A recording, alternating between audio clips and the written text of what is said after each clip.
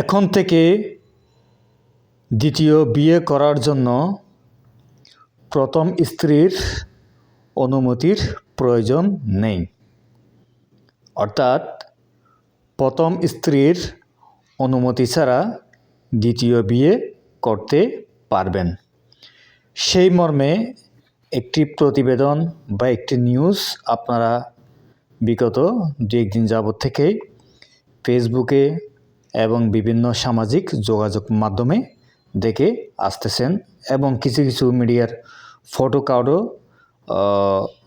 প্রচার করা হয়েছে। ফটো কার্ডের মাধ্যমে সেখানেও হেডিং দেওয়া হয়েছে, দ্বিতীয় বিয়ে করার জন্য প্রথম স্ত্রীর অনুমতি নেই হাইকোর্ট। এই বিষয়টা কতটুকু বাস্তবসম্মত নাকি বিভ্রান্তিকর, সেটাই এই আলোচনার বিষয়। দেখুন,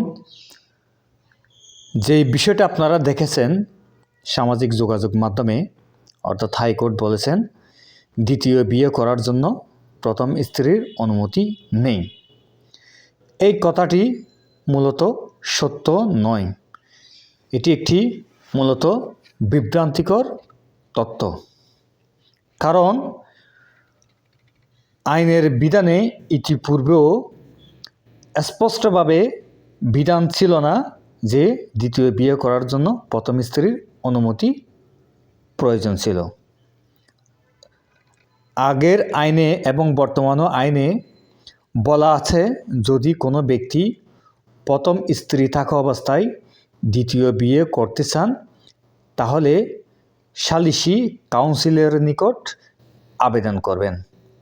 সেই ব্যক্তির আবেদনের প্রেক্ষিতে সালিসি কাউন্সিল সেই ব্যক্তির প্রথম স্ত্রীকে নোটিশ করে ডেকে আনবেন এবং তার মতামত জানতে চাইবেন, সে কি তার স্বামীকে দ্বিতীয় বিয়ে করার জন্য অনুমতি দিবেন নাকি দিবেন না। এই ক্ষেত্রে প্রথম স্ত্রী যদি অনুমতি দেন বা নাই দেন না কেন, মূলত মূল ক্ষমতাটাই ছিল সালিসি কাউন্সিলের। সালিসি কাউন্সিল যদি উপযুক্ত মনে করেন, হ্যাঁ, আবেদনকারী ব্যক্তিকে দ্বিতীয় বিয়ে করার জন্য অনুমতি দেওয়া প্রয়োজন, তাহলে যদি সালিসি কাউন্সিল অনুমতি দিতেন দ্বিতীয় বিয়ে করার জন্য, তাহলে সেই ব্যক্তি দ্বিতীয় বিয়ে করতে পারতেন। এই ক্ষেত্রেও প্রথম স্ত্রীর অনুমতি সরাসরি প্রয়োজন ছিল না। বর্তমানেও হাইকোর্ট একই কথা বলেছেন।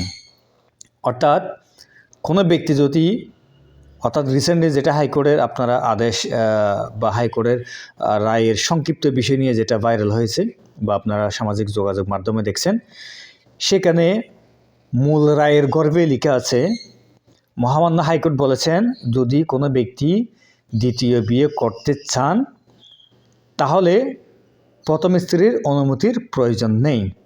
তবে পূর্বের ন্যায় যে আইনটা ছিল সে আইনের ন্যায় ওই ব্যক্তিকে একইভাবে সালিসি কাউন্সিলে দ্বিতীয় বিয়ে করার জন্য কি করবেন, আবেদন করা লাগবে।